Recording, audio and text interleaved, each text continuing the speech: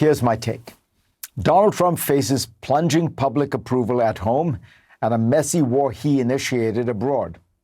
But he has an opportunity to change that narrative, not in the Middle East, but more than 1,000 miles away in Europe, where a bloody war rages on between Russia and Ukraine. In recent months, the tide has turned in that conflict in ways that make peace finally possible. Ukraine is now in the fifth year of a war against an adversary with roughly 12 times its economy and more than 4 times its population. Its mere survival has been one of the great military and national achievements of the modern era. But now, Kyiv is no longer simply surviving. It is changing the arithmetic of the war. For years, Russia's brutal advantage was not that it fought well. It was that it could fight badly and endure the cost. Putin's army used conscripts, convicts, ethnic minorities, poor men from remote regions, and anyone else the state could throw into the furnace. It lost staggering numbers of soldiers, but it could recruit more than it lost, often bringing in more than 30,000 men every month. That equation has begun to break. Russia is taking losses at a rate that appears to exceed its ability to replace trained troops. Its advances, bought at enormous cost, have slowed to a crawl. Russian forces that once aspired to take all of Donbass are now moving in meters, not miles. In May, battlefield trackers suggest Russia barely gained territory at all and may even have lost some ground. Russia's size, once its great advantage, has become a liability. More logistics to protect, more targets to defend, more territory vulnerable to attack. Ukraine, meanwhile, has substituted speed, intelligence, and ingenuity for mass. It has built a formidable drone industry, much of it homegrown. It plans to produce 7 million drones this year. By comparison, the United States is planning to produce around 300,000 by the end of 2027. Ukraine is using mid-range strikes to disrupt Russian logistics and command posts behind the front. It is using long-range drones and missiles to hit refineries, oil depots, airfields, radar sites, and military factories inside Russia itself. Putin can no longer keep the war safely contained in Ukraine. Even Moscow's Victory Day celebration in Red Square last month was scaled down under the shadow of Ukrainian drones. None of this means Ukraine is close to an easy victory. Russia is still pounding Ukrainian cities with missiles and drones. Kyiv remains short of Patriot interceptors. It still has manpower problems, and its politics have been strained by corruption scandals and harsh conscription. But the momentum has shifted. One crucial reason for this change is Europe. Perhaps the most underappreciated success of the war this year has been Europe's ability to step in after America stepped back. European aid has now largely offset the collapse in American support for Kyiv.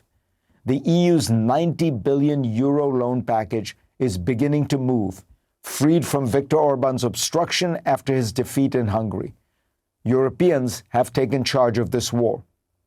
This is where Trump comes in. His diplomacy toward Ukraine has been so far a study in squandered leverage. He berated Zelensky publicly, treated Ukrainian concessions as the starting point of negotiations, and gave Putin reason to believe he could wait the West out. But Trump still has tools no European leader possesses. He could threaten to restart major American military aid to Kyiv, tighten sanctions on Russian oil and the Shadow Fleet, and speed up the sale of U.S. weapons to NATO countries for transfer to Ukraine. Then he could offer Putin an exit ramp in the form of a peace deal. Remember, Russia has lost somewhere between 350,000 and 500,000 soldiers in a war that, according to a new independent survey, is now deeply unpopular at home. Trump's pro-Russian bias, ironically, positions himself well to make such a deal. Putin knows Trump has long been skeptical of Kyiv and indulgent towards Moscow. Of course, for the Ukrainians and Europeans to accept the deal, it would have to be serious. Ukraine should be willing to concede territory, but its new borders must be defensible. It needs real security guarantees that anchor Ukraine in the West. The war is not about Donbass. It's about whether Ukraine will remain a sovereign country free to choose its future. Putin's twin theories of victory were that Ukraine was weak and that the West would tire. Both have collapsed. This is Trump's opportunity. He could help end the worst war in Europe since World War II, secure Ukraine's place in the West, and deter a revanchist great power with an imperial project to defeat the West. This would be a real achievement, not a phony photo op ceasefire like the ones in the Middle East that Trump has brandished. It would be a deal that actually deserves to be called historic. Let's join retired US Army Major General Mark McCarley with his thoughts on this now. Thank you so much for joining us, Major General. Do you feel the tide is turning in this conflict? Because we keep hearing about Ukrainian triumphs when before we were just hearing about Ukrainian defeats. Well, I think the best measurement is a measurement that is taken on the ground, because at the end of the day, war is fought ground up.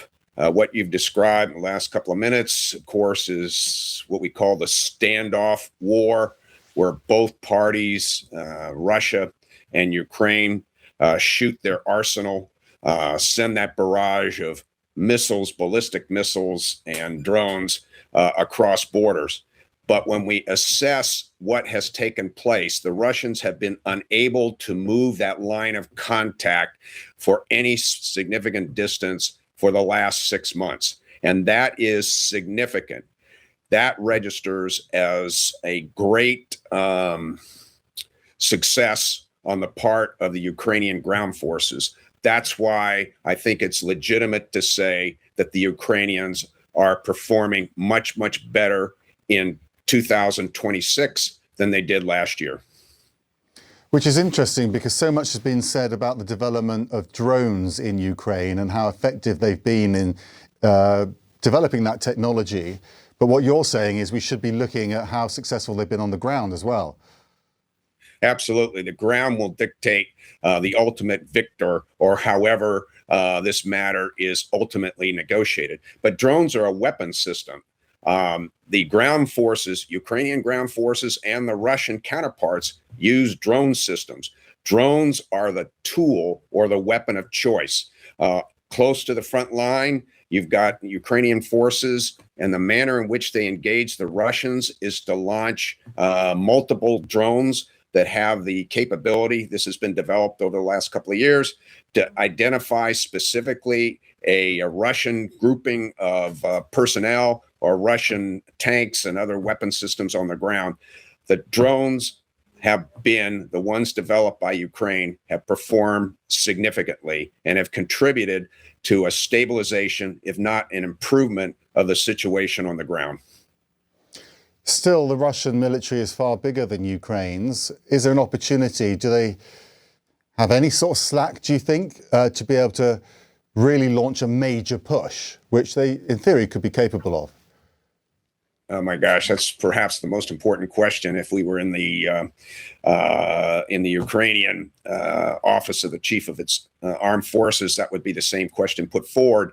Russia has significant resources, much more resources than Ukraine. But this war is fought, as we said, on the ground. It's also fought, and what we wanted to address today is this aerial barrage coming from west to east, that's Ukrainian, and from east to west from Russia.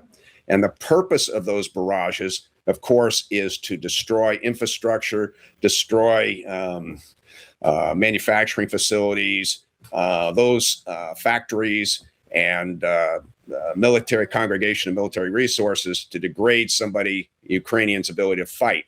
But when you get down to reality, the significant expression of what takes place with these aerial barrages is the fear and trepidation that those on the receiving end of those drones and ballistic missiles, how they are going to counter it.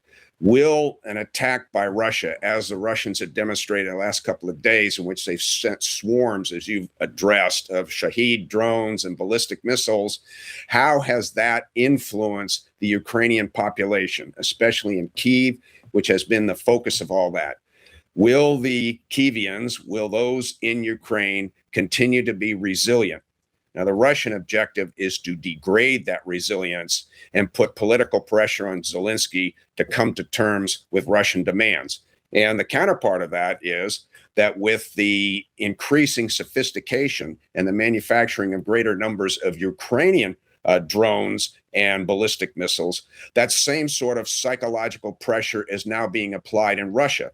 And if you look at some of the open source materials, you're beginning to see some significant portions of the Russian population, discreetly, of course, they can't stand up and condemn Putin, but they certainly are expressing concern about the fact that the war has taken so long, that Russia has sustained significant casualties, and that the Russian people want to be done with this war. So that's part of this psychological combat, which is exemplified by this cross pattern of drone attacks, east-west, west-east.